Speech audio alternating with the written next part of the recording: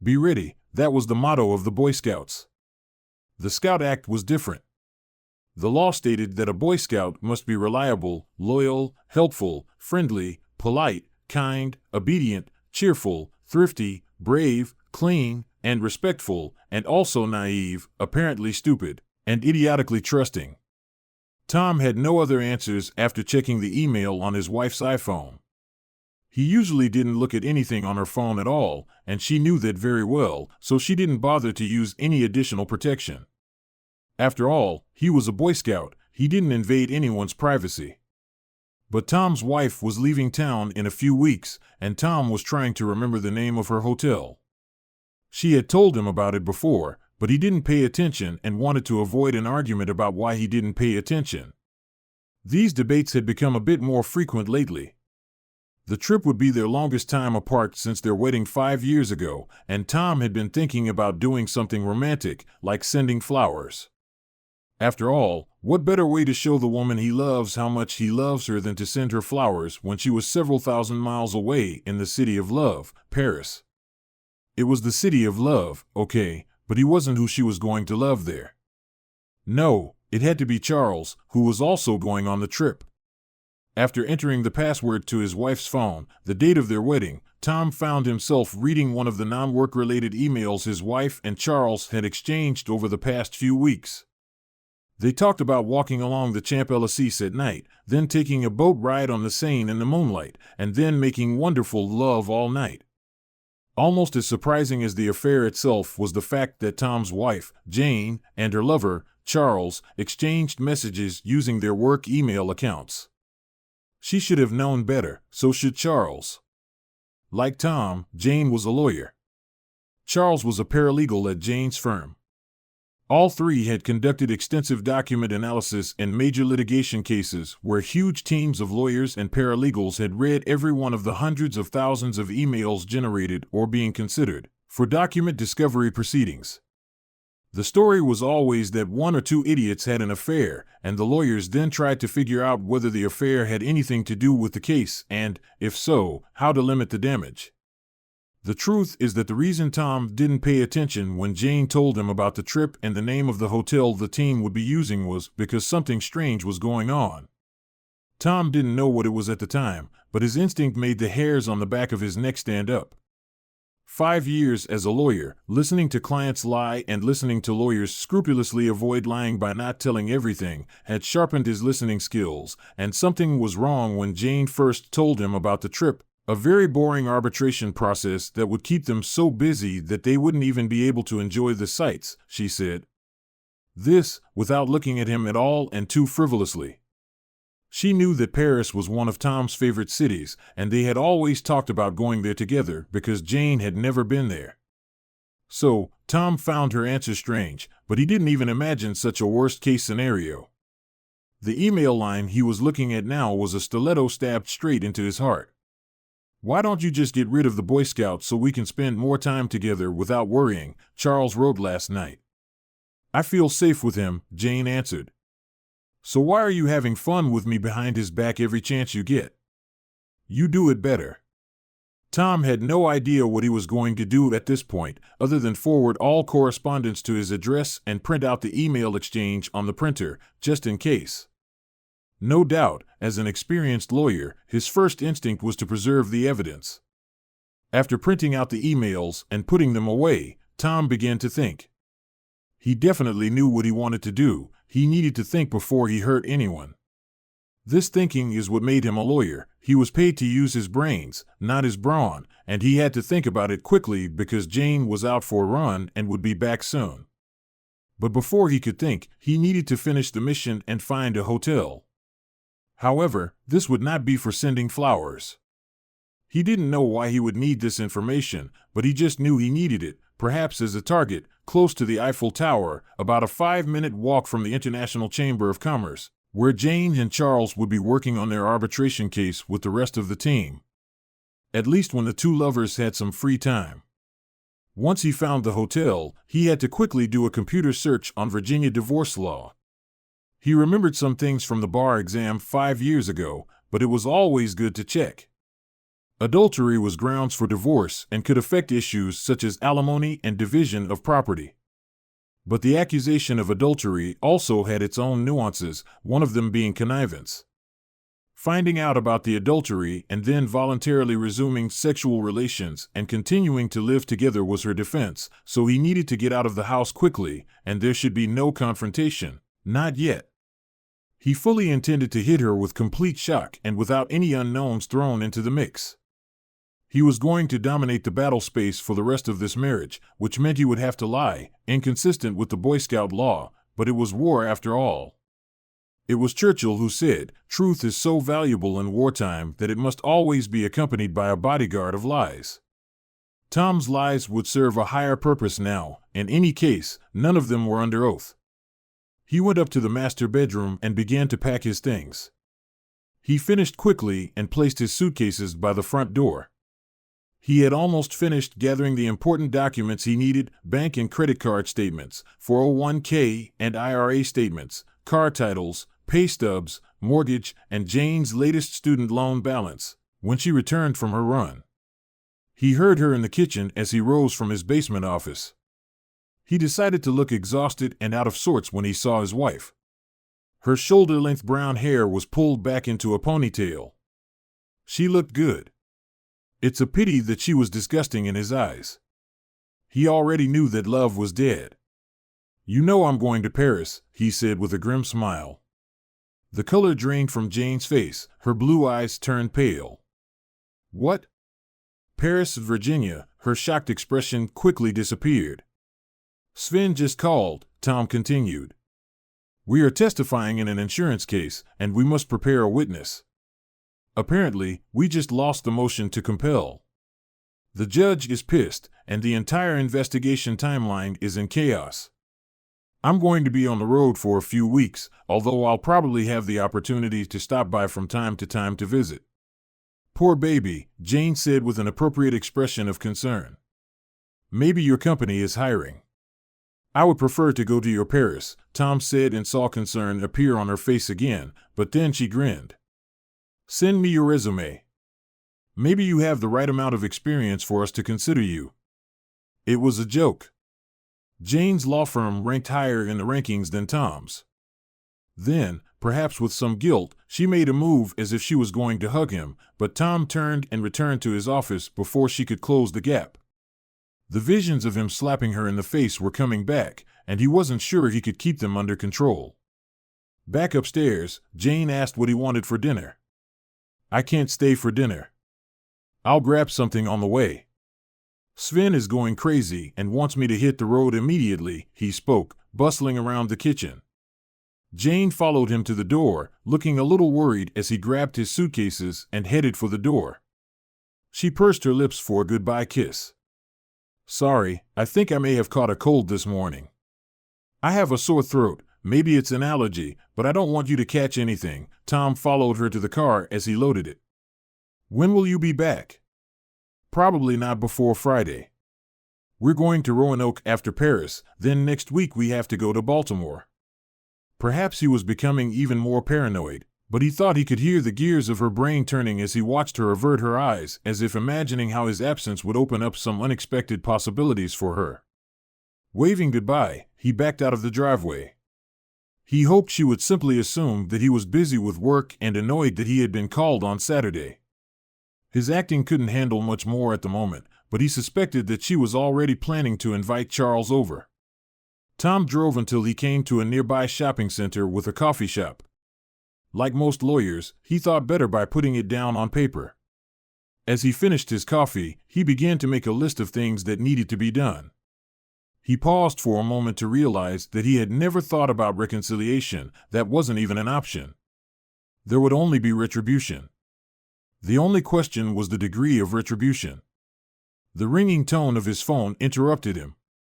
He didn't recognize the number. "Yes," he answered impatiently. "Mr. Buford, I'm Sam Granger. I don't think we've met. But I'll get straight to the point. I got your number from the internet. I'm in the business of buying old houses and tearing them down to build mansions. I know, everyone hates what I do, but they don't hate me as much when I give them a check. Granger spoke so fast that Tom didn't have time to react other than to think that the house wasn't old, it was cozy. And what the hell was he talking about tearing it down? But then his rational mind took over. Well, I'd like to buy your house so I can tear it down. I would suggest building a shopping center, but I can never guarantee a timeline for new construction, especially with county permits and all. I make all my profit by getting these deals done quickly, and I think I can give you a very good price if you and your wife are interested in selling. Tom had a hard time keeping a grin-like smile from spreading across his face. Jane chose their house just before they got married. It was an old ranch, but it had a beautiful yard that was right next to an area of woods with a creek running through it. It was close to major highways, but secluded enough to be peaceful. What absolutely convinced her was the treehouse in the yard across from the master bedroom window. She loved that it was a home ready for children.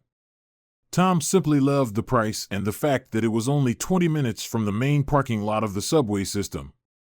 That, and a 30-minute train ride to work, made moving to the area quite convenient. Mr. Granger, I will be away for the next few days, so I cannot guarantee access to the property. Call me, and I don't need to see it inside. Like I said, it's a wreck, and I've already checked the outside of the house. Can you meet on Sunday morning, Sam? Certainly. By the way, I will probably close the deal myself with my wife's power of attorney. She is very busy with work-related matters these days. No problem, I'll give you the form we use. Tom noted the address and began to see the outline of the plan. She felt safe with her Boy Scout, didn't she? This is because Jane didn't know that good old Lord Baden-Powell was using military intelligence as a model for what would become his boys' movement. Skills such as stealth, cunning, and self-confidence, in other words, ambushes. She'll never see what happens next until it's too late. But first, reconnaissance. To do this, he put his empty coffee cup on the table and went out to the car to get some privacy. He picked up his phone and dialed a number. Frank, he asked when the call was answered. I need a favor, and I need it now. Frank Berry was a private detective. During his 5 years of corporate legal work, Tom made it a point to also do pro bono work to help poor people with their legal problems. This corresponded to his ideas about the life of a worthy person, and what's more, it gave him real-life experience in court, something his regular job didn't usually provide. One of his law school classmates recommended that Frank help with a nasty divorce case involving a stepfather who had sexually abused his stepdaughter. Frank's evidence got the guy released when the police's lackadaisical response failed, and that evidence led to a quick divorce. Frank listened as Tom explained what he had learned. And you think your wife is going to put him in your bed tonight? Is she really that arrogant? She became very arrogant. She was one of the top students in her law school class. He thinks he can't make a mistake. I do it myself. I owe you this. Rivera divorce case brought me all kinds of good publicity. The phone rings constantly. I appreciate it, Frank, Tom said. By the way, there's a treehouse in the backyard that you might want to use. Its windows look directly into the master bedroom, and she likes to do things with the curtains open. It used to drive me crazy, but whatever started her engine was accepted. You know, you can get there by crossing the forest and jumping over the stream after dark. No fences and no dogs around. There is a service road on the other side where you can park. Thank you. If you don't mind, I'm going to hide a camera outside, pointing it at the front of the house to keep track of who comes and goes and when. Great. And you're using Harry for the divorce, right? I'm guessing you want a divorce. Yes, and yes. Fine. I know how much he likes the affidavit and the reporting process. If you're right, we'll find out pretty soon. Tom then called Harry. Is this about the law school reunion, Tom? I have already received 5 calls about contributing to their fund. No, I want to hire you. Jane was unfaithful, and I feel really angry about it. After Tom filled him in, Harry said, "Come tomorrow." I know it's Sunday, but I still needed to sort out some paperwork at the office, so I was getting ready to head out. We might as well take action. It seems that you have already realized that adultery cannot be condoned. Frank already covers the adulterous part with clear and convincing evidence. The hardest part will be simply fighting for a financial settlement. She's also a lawyer at a big firm, so she'll have the resources to fight and stall, plus people in her firm giving her advice. Leave it to me, Tom said. I think we can work this out like civilized people. Then that means you're not going to be harsh with her, but okay, we can see what you come up with. His last call was more delicate. Hello, Maggie? The silence on the other end of the line was deafening. Maggie, you're really frustrating me. It's nice to talk to you too, honey, after all these years. What do you want, Tom, after all this time? I need your help. I thought Jane was your assistant. It's about Jane. She went on a spree. What a surprise. I really can't believe it. Stupid. Did you realize that all this is framed in quotation marks? I can't help you emotionally or sexually these days. I am dating, and I'm sure he's a happy guy. Look, I'm really sorry. I'm sorry we fooled around and let it ruin our friendship. I'm also sorry that I let Jane push you out of my life when I thought there was a chance for us to be together again. But now, I really need your support as a friend.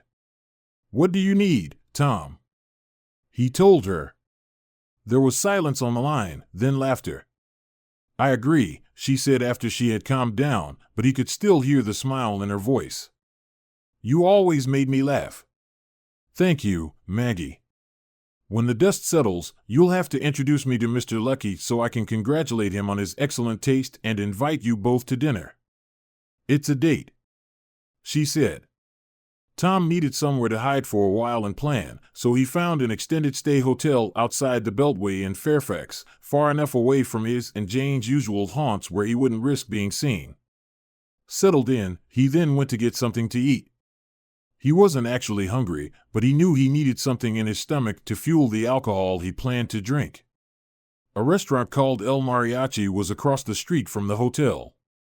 When the hostess seated him in a booth, he saw that the bartender was looking at him.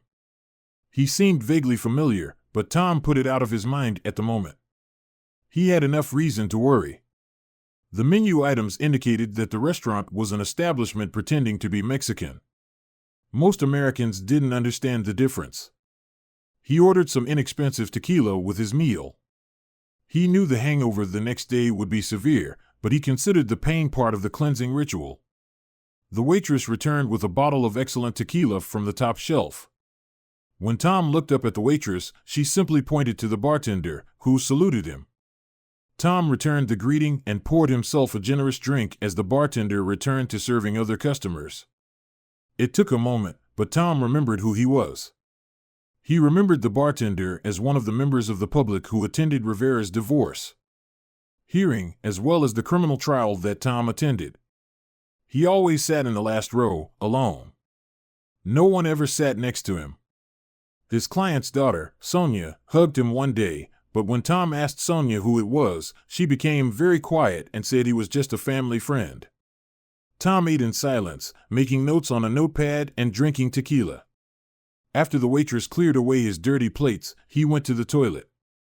He was aware that things seemed to move around as if he were on a ship as he walked. He needed to lean against the wall while he did his business. He then returned to the booth, trying to act as confident as possible, and found the bartender sitting in his booth on the opposite bench. "Senor Tom, good to see you," he said, reaching out to take Tom's hand and shake it vigorously.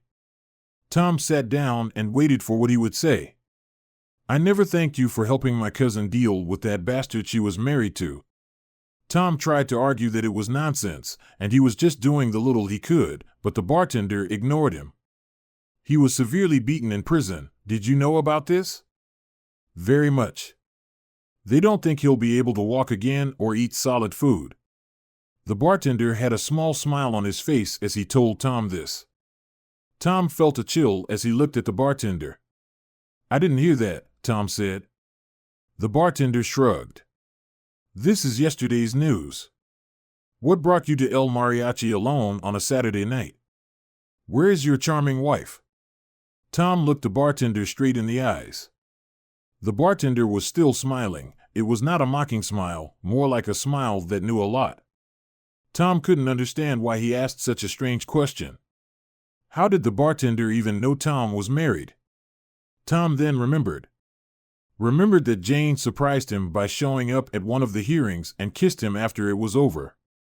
The bartender must have still been in the courtroom. We have some problems with her, Tom said. He saw no reason to lie or hide information. Like she's having fun with someone else again, with a knowing smile. Tom was shocked and fell silent. I'm not a lawyer, Don Tomas, but I know that if you want to keep a secret, you shouldn't write it down and leave the paper in plain sight, said the bartender, pointing to Tom's notebook. It noted elements of adultery, had drawings showing Charles being stabbed to death, contained the name Jane surrounded by a circle with a slash, and had a to-do list that included the phrase "burn the unfaithful woman."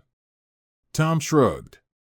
Poor operational security, but at least it didn't give away any sensitive customer data. Any man in your situation should ask himself what he wants. What do you really want, Senor Tom? What would you want more than anything in the world, other than money, if you could choose your revenge? Tom didn't hesitate. I want to hit her on the nose so hard that it breaks, and I want to hit her in the face so hard that both her eyes turn black. She has a very beautiful face and very expressive eyes. I want to destroy them. The bartender's smile grew wider. He then chuckled, shaking his head. You, my friend, are not thinking rationally. People who take revenge so cruel end up in prison. You don't want to go to jail, not unless it happens while you're visiting your clients, right? The bartender paused and looked slightly at Tom. Tom nodded. But maybe I can help with something. You helped my cousin with her little problem. She could have turned to me for help, but for various reasons, she refused to do so. You, however, stepped in and took care of her. Tom tried to interrupt him. Sure, he asked Frank to gather evidence, but he made the police do all the work. It didn't hurt when Tom asked one of the partners from his firm, a former assistant United States attorney from the area, to calmly speak with the prosecutor to make sure the criminal case was getting the proper treatment. Tom showed up with his client only to make sure she had the proper respect from the prosecutor. His client's divorce itself was commonplace after her husband was convicted in a criminal case. The bartender brushed off his protests. You must understand that helping ordinary people like my cousin is worthy of attention in itself. I am in your debt, on behalf of my family. I always pay back my debts. I think you could use some help. Tom looked at him intently. I'm afraid I don't remember your name. The bartender's smile turned into a shark-like grin. Some people call me El Diablo, devil. The bartender nodded. That's what people who don't like me call me. To my friends, I'm Jose Garcia. Now it was Tom's turn to smile. What should I do to receive a favor from the devil? Sell my soul? El Diablo's smile disappeared. Tom didn't smile either. Be serious, you are a lawyer. You have no soul. His smile returned, and Tom knew he was joking. Call it professional courtesy, Senor Tom.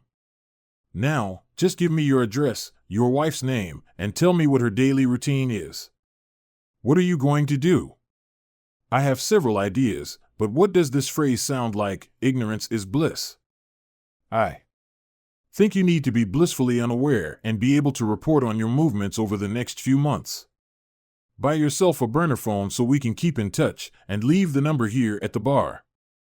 And then don't come back here again. It will be better this way. Tom told El Diablo about hiring a private investigator, his plans to stay home until Jane left for France, and Jane's travel plans.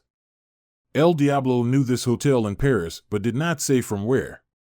Just one question, Senor Tom, is there any chance of reconciliation, forgiveness, mercy? I don't want to hear later I changed my mind. El Diablo looked him straight in the eyes. The smile disappeared, his expression became serious. Tom returned his gaze.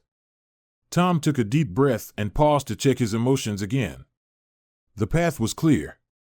He was a simple guy. Trust and loyalty, these were his most important values. They left his marriage. Jane flipped a switch in his brain, and love was now replaced by hate. Over time, upon reflection, he simply wouldn't care. That time was not now. No one. El Diablo relaxed. Fine, don't worry about anything. The waitress brought the bill. El Diablo shooed her away but allowed Tom to tip her generously. He also allowed Tom to take a bottle of tequila with him but warned him to slow down. He needed a clear mind for battle. Somehow, Tom woke up at a reasonable hour on Sunday morning without much of a hangover. He arrived at Harry's law office at 10 a.m. and found Frank already there. "Sorry, Tom," Frank said. "She definitely had sex with that guy in your bed. He was there 2 hours after you called me, and he was still there when I left this morning. We received a very good quality video. I made you a copy, but you might not want to watch it." Harry interrupted him. "You better not look. I don't want you to do something stupid and get arrested." "Don't worry," Tom said, taking the DVD from Frank. "Give me the rundown." "I climbed into that treehouse, just like you said, and they were all over each other. I got really clear shots of their faces and, frankly, the rest of their bodies. They were clearly having sex. Anyway, I think it's just a physical thing. They hardly spoke. I don't know if this will change your plans." "No." "How long?" "They both had great stamina." "Thank you. This makes me feel even worse." "Sorry. Anyway, I know Jane personally from the party you had last year, so I can identify her. We checked this guy's license plates. It's Charles Martin. We know he's working with her. We don't know how long this has been going on, but it seems to me that this is clear and convincing evidence. Oh, and we have a camera in a nearby tree filming the driveway and garage, so we can see when they come and go. I will email you a remote link to the live stream on our secure server. I have spoken to Harry and am going to write a report and save it for him to file. Sorry again, dude." Frank shook hands with Harry and Tom and left the office. "So, what do you want to do?" asked Harry. "File for divorce on the grounds of adultery, but don't serve her." Harry looked at Tom without any expression. "Trust me, Harry, when I hear these words, I get an upset stomach. I don't want you to do anything stupid here. I predict that everything will go more smoothly than you imagine." Harry winced. "Look, Harry, just file this on Monday afternoon, right before the court office closes. Let me know the case number. I'll take care of the rest. Just remember, Tom, I don't practice criminal law, not very good anyway. If you need to get out of some trouble, I can't help you." "You'll be pleasantly surprised," Tom said as he walked out the door. Tom's next stop was to meet Sam Granger. It was a very productive meeting, where Tom learned that they could sell the house for over $100,000 more than the mortgage, all without real estate agent commissions. Jane would be delighted, if only she knew. Tom promised to return with the proper paperwork as soon as possible to seal the deal. As Tom left Sam's office, he looked at his phone. No messages or calls. She must still be having fun with Charles. Tom took the opportunity to call his boss, Sven, and tell him that he urgently needed 2 weeks of vacation, or he would quit. Sven immediately panicked because Tom was the only one who knew what was going on with the current affairs and agreed. Luckily, in Sven's case, they had a temporary lull in business, so he could cut Tom some slack. Having laid the groundwork for the fulfillment of his intentions, Tom returned to his hotel to take care of his current work. By Monday evening, it was ready. Jane left voicemails on Sunday evening and Monday evening, which he did not respond to. He was saving all his energy for Tuesday morning.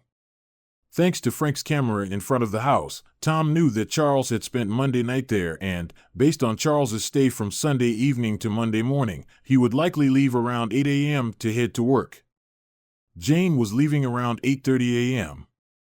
So at 7 a.m., Tom walked through the front door and shouted, "Darling, I'm home."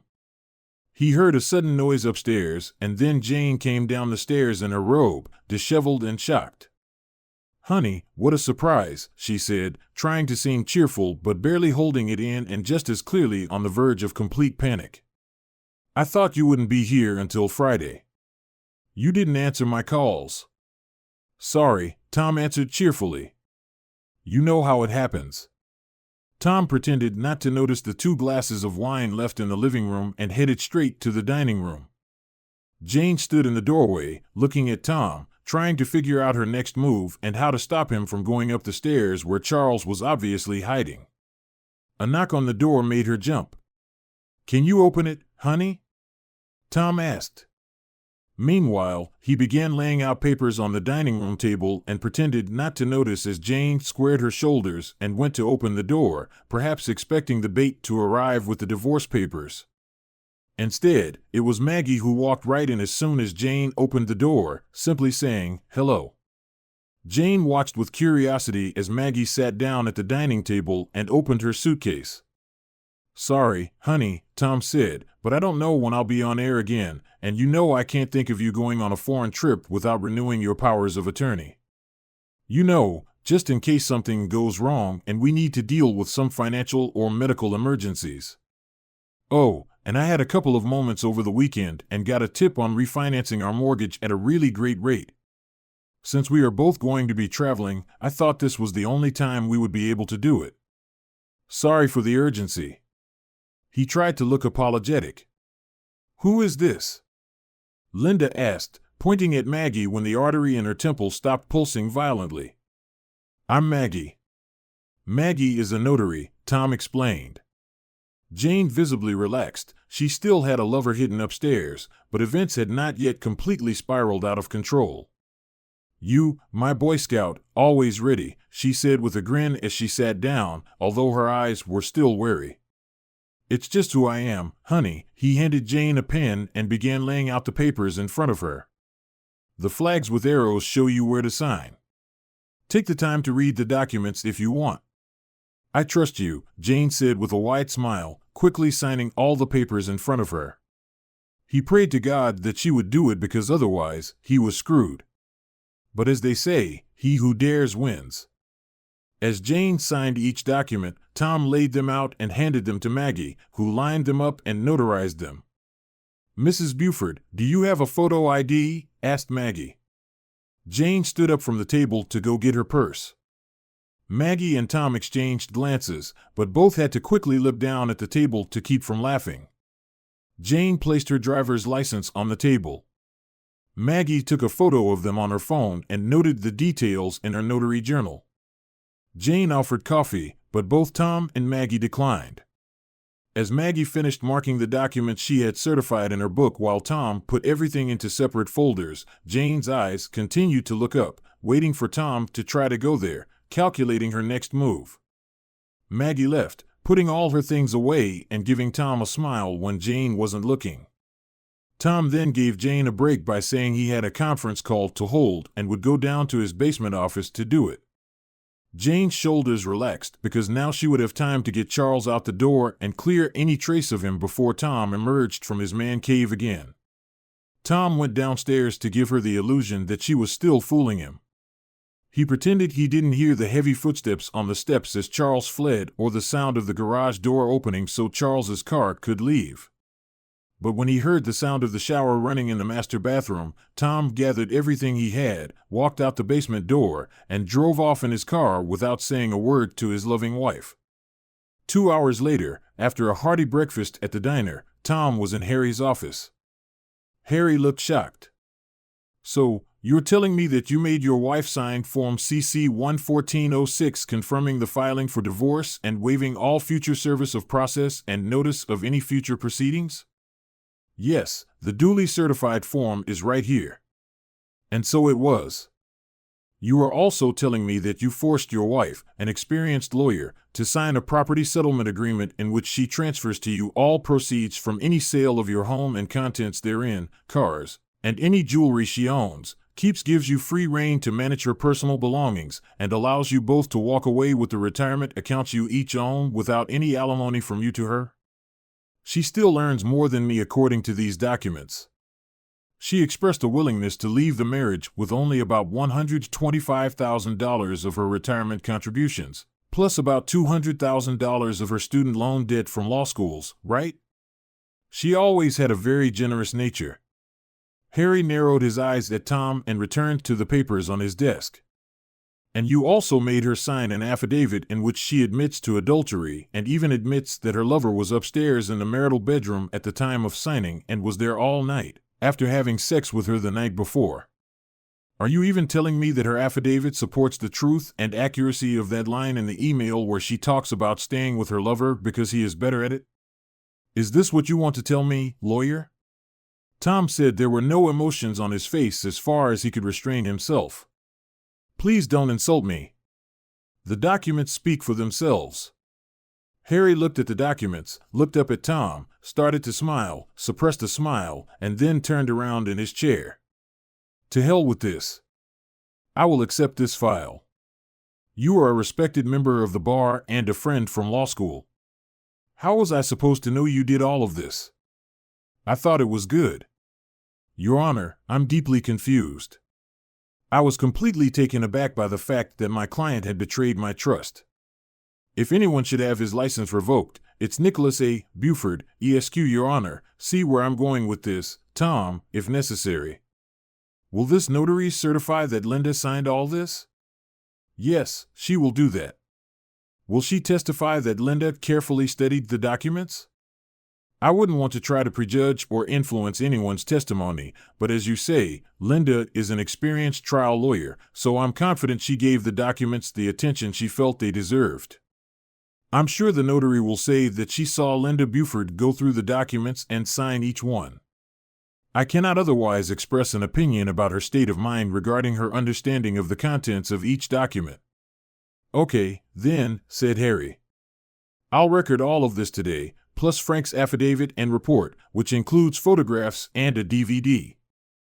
I'll see if I can't get this out of the electronic file for a while. We don't want this to still be in the news, do we? No, said Tom. Linda is going on a trip to Paris in just over 2 weeks. The longer it stays hidden, the better. Do you know anyone in district court? Do you remember Seth? Asked Harry, a student a year after us. He's having trouble finding work at a law firm, so he's now working as a law clerk in the district court, trying to get his resume in order. He could speed up the process, but if the judge wants to take live testimony, the whole thing could collapse under its own weight. Linda will have to decide that she doesn't want to fight this for some reason if she realizes what's going on. If things go badly at this stage, I may have to resign as your lawyer. Fair enough. Someday you will be able to tell me the whole story, but I don't want to hear it now. Over the next 2 weeks, Tom managed to keep Jane at arm's length. He sent her text messages at odd hours, letting her know how busy he was, but otherwise answered her calls. Days passed, and she called less and less. You scared the crap out of her, Frank told him at the end of the week. According to our video footage, Charles hasn't been in the house since you showed up and surprised them Tuesday morning. I can't tell if they meet at his house during the week or have sex with each other in the office, but they don't do it at home. I'll tell you if anything changes. The only thing that changed was that Tom quietly returned to the house when he learned Jane had left and obtained the financial documents he thought he might need.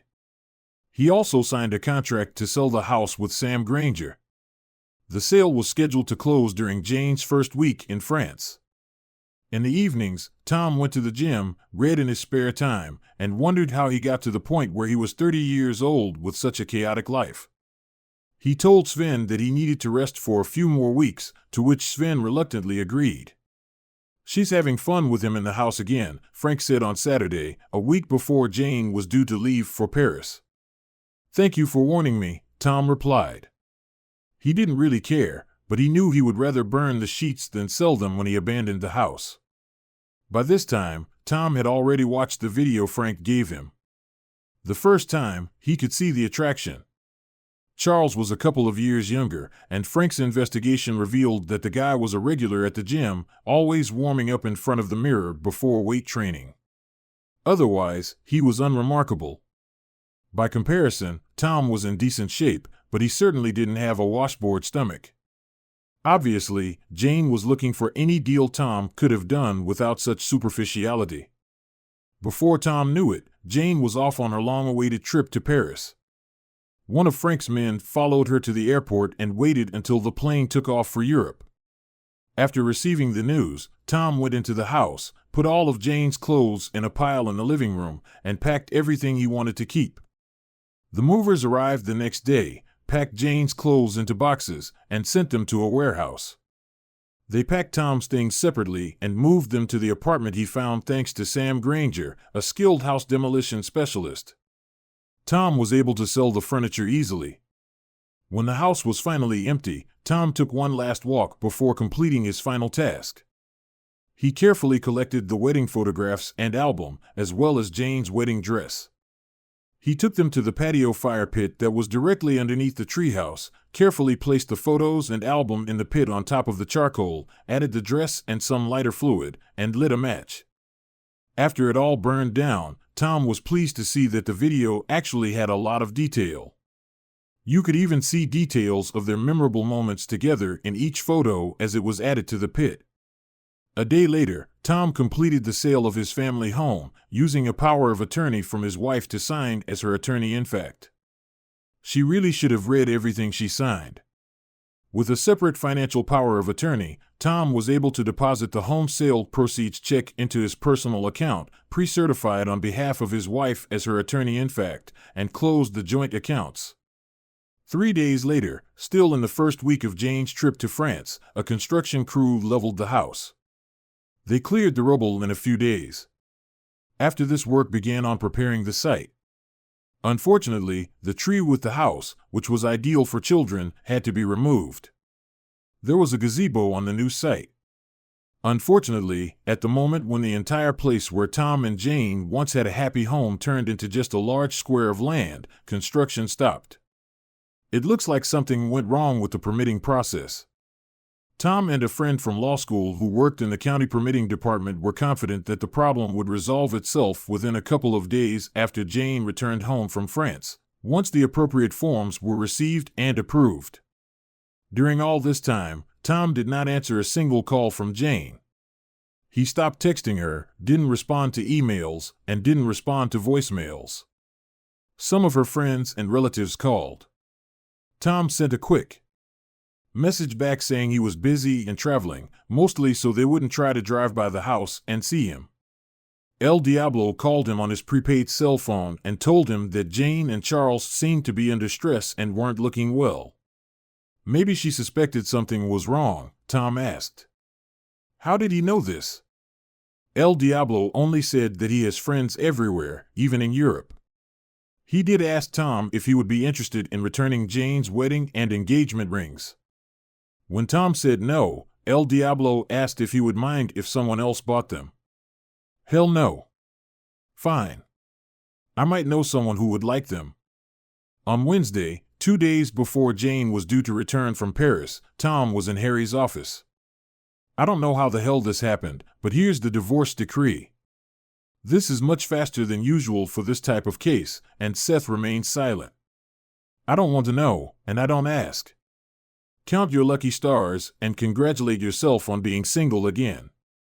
Here's the copy. I'm going to send it to your ex-wife. I'm sure she'll be delighted. As Tom approached his car outside Harry's office, his phone rang. He didn't recognize the number, but when he answered, he recognized El Diablo's voice. Nick, you should take a vacation right now. Go to a place where there are a lot of people who know you and can tell you were there. El Diablo hung up. Tom realized that it had been a long time since he had seen his college friends who lived in New York. Luckily, his schedule was clear for the next few days, so he went on a trip that same day, attended several exhibitions, visited several museums, and went out with various combinations of friends for lunches, coffees, and dinners, most of which he paid for with a credit card. He also tipped generously at his hotel so that all the staff knew who he was. While there, he express mailed a copy of the DVD showing him burning her wedding dress and wedding album to Jane's parents' house. Late Sunday evening, after enjoying coffee and pastries in Little Italy in Manhattan, Tom's phone rang. It was his father-in-law. "Nick, where are you? Jane is going crazy. She is in the hospital." "Yes, what's wrong with her?"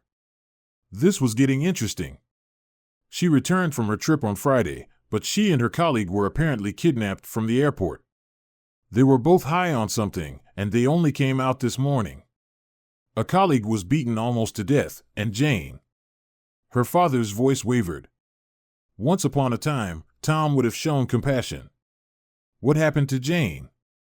She woke up and found herself covered from head to toe with tattoos. Tattoos with terrible inscriptions. And as soon as she woke up and saw this, some guy in a mask came in and hit her on the nose, breaking it, and then, with 2 more blows, he gave her 2 black eyes. Impressive, Tom thought. In fact, it was the cherry on the sundae. He would be happy if Jane realized that he betrayed her just as she betrayed him in their marriage. It would be worth an immortal soul if he had one. "Sorry to hear this. I'm out of town at the moment. What would you like me to do?" Nick could tell there was surprise on the other end of the line. "You are her husband. She's your wife." "Sorry, not anymore. We divorced. The court order was issued last week. She's cheating on me with the guy she's traveling with." "What? What?" Here, what part was unclear? Tom knew he was being unnecessarily cruel now, but he didn't care. "I have a video.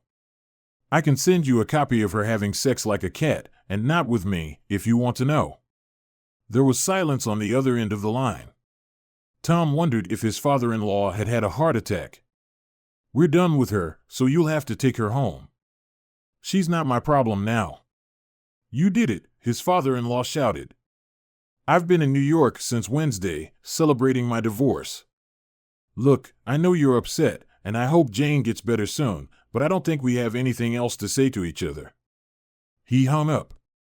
At that moment, it occurred to Tom that the stress of city life had recently become too much. He sent an email to Sven saying that in the end, Sven and the firm could go to hell, with all due respect. A quick internet search revealed that there was an REI store in Soho, so Tom outfitted himself with some brand new hiking and camping gear. Jane had never liked hiking, so this was a chance to reconnect with his intelligence background. The hotel was very kind to store his luggage for a while for a reasonable fee, and before he knew it, he was heading into the Adirondack Mountains to commune with nature until things calmed down. Luckily, he had his passport with him in case he had time to travel to Canada, and it turns out he did. He spent most of the next 8 weeks turning off his phone. At first, it seemed like some crazy woman had stolen his ex-wife's phone because there were dozens, if not hundreds, he didn't count, of messages that seemed to include frantic screaming and crying. He only listened to 1 or 2 before deleting the rest, and a lot of crazy emails. Her account must have been hacked. How was he supposed to find the time to read all of this? He hoped that whoever this crazy woman was, she got the help she so desperately needed. So, 8 weeks later, Tom met Frank for drinks. Harry was there too. Just to be clear, Harry said as they sat down, "I ended our attorney-client relationship immediately after I gave you the divorce decree. I notified you by registered mail. Perhaps you haven't checked your email yet." "Not yet," Tom admitted. "It's a serious storm, my friend," said Harry. "Frank, what would you say?" "More like a typhoon." "I like it." Lots of destruction. Harry finished his bourbon and immediately asked for more. "You start, Frank." So on Monday morning, the former Mrs. Buford arrived at her old house with her parents. "We never got around to removing the external camera." When she saw the vacant lot, she had a complete breakdown. She fell to her knees, sobbing, and assumed the fetal position. Ends with her kicking and screaming like a toddler at the mall late in the afternoon. Certainly, let's see what happens next after the work crew arrives. Then a work crew arrives with equipment, and she goes crazy again. She loses her composure for the third time when the construction workers see what is tattooed on her face and start laughing, and this, despite the fact that she has raccoon eyes from the beatings plus a band-aid on her broken nose. Harry picked up the story. That afternoon, she and a couple of lawyers from her large firm showed up at my modest office in a menacing mood. They didn't have an appointment, so I made them wait 25 minutes. I made sure my Glock was loaded and on my desk. Thank God we're in Virginia. 25 minutes later, they are all yelling at me, talking about urgent motions, bar complaints, and contempt proceedings. I have to admit that I had a hard time not looking at the tattoos all over her face. This was done very clearly in red and blue ink so that it could be seen from a distance. When I was able to refocus, I asked what exactly the problem was.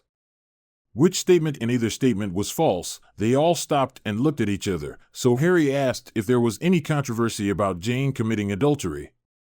They all said yes, so he played a video that he prepared while they were waiting, of good old Jane apparently bouncing up and down on someone who is not her husband in the marital bed. Obviously, they haven't looked through everything in the case file yet. Then they all just looked confused. Jane then starts screaming that Tom didn't even give her a chance to explain herself, and Harry said, "You don't care what the reason is, you just did it." She comes to her senses and starts talking about how she never agreed to let Tom sell the house, and what was the story with him burning her wedding dress, photos, and album. All these things were her personal property. I showed her copies of the powers of attorney, one of which was for the specific purpose of selling the house. I showed her the property settlement agreement which gave Tom the right to dispose of her personal belongings at his sole discretion and told her that she was lucky to have her clothes. I asked if she denied that it was her signature on the documents. She said no, but that she never agreed with anything that was written there. So then I asked if her whole defense was that she never read what she signed. I asked her to imagine how cross-examination would go if she challenged anything in court, then she fell silent.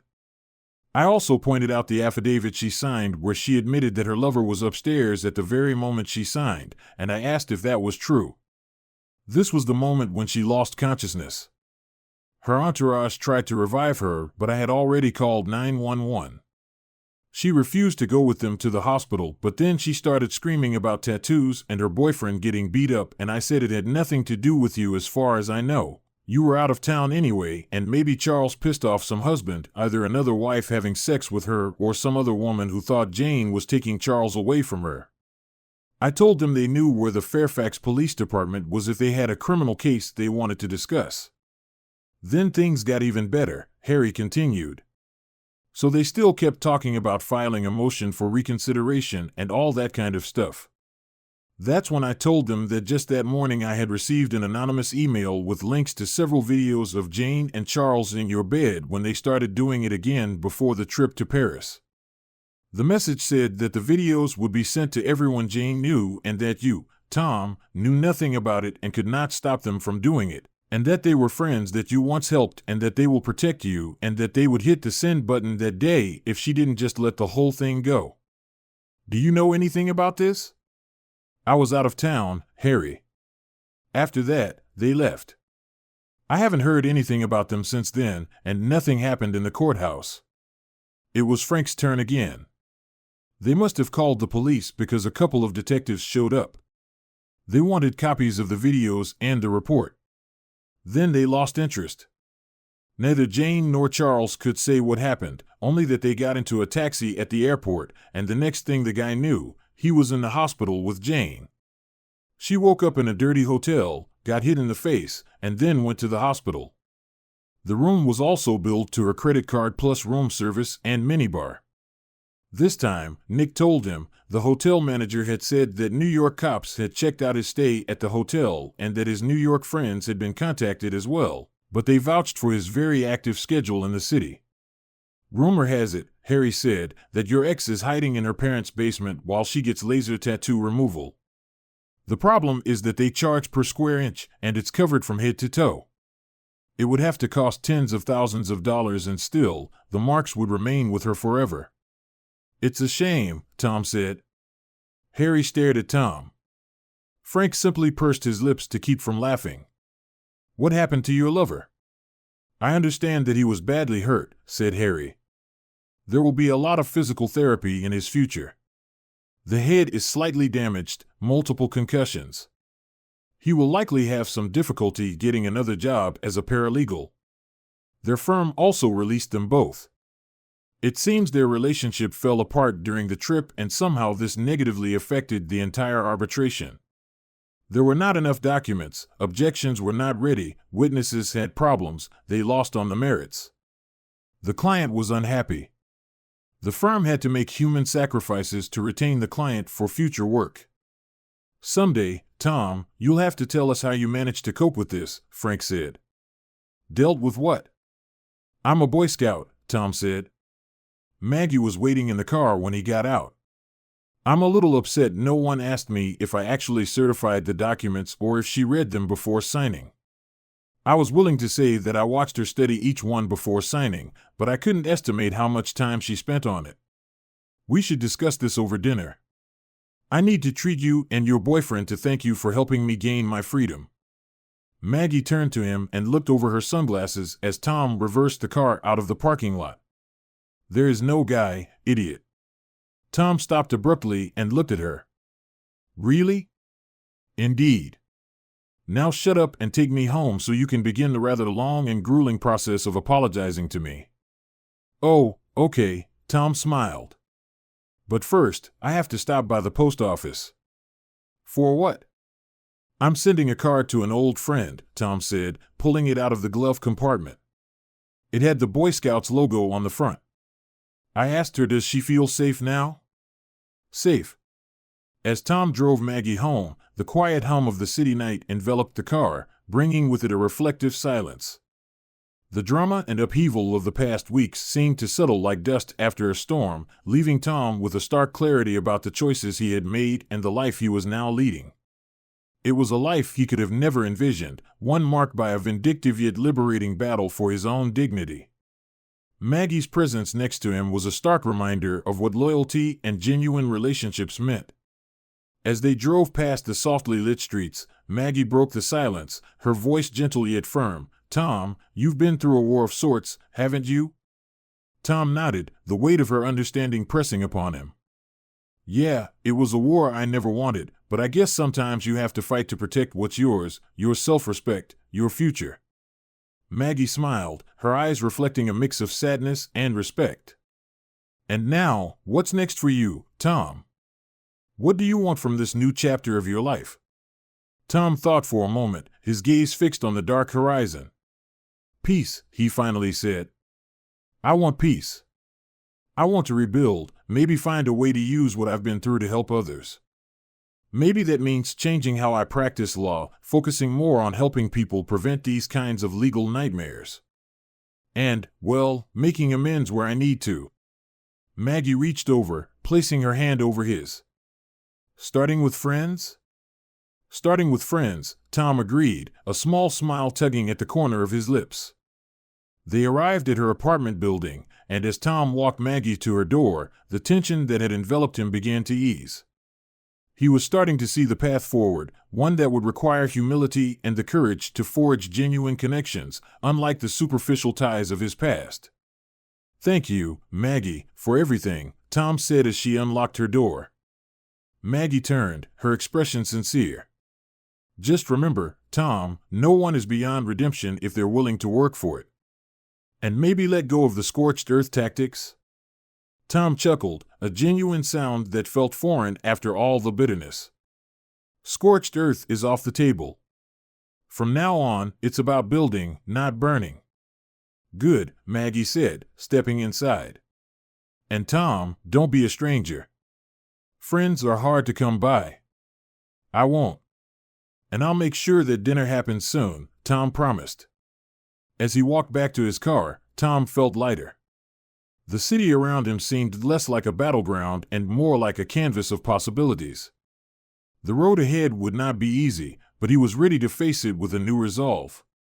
Rebuilding his life, mending old bridges, and perhaps, in the quiet moments of reflection, finding the peace he yearned for. He started the car and drove off into the night, a man changed by his trials, but looking forward to a future where the lessons learned could be used to forge a better path, not just for himself, but for others as well.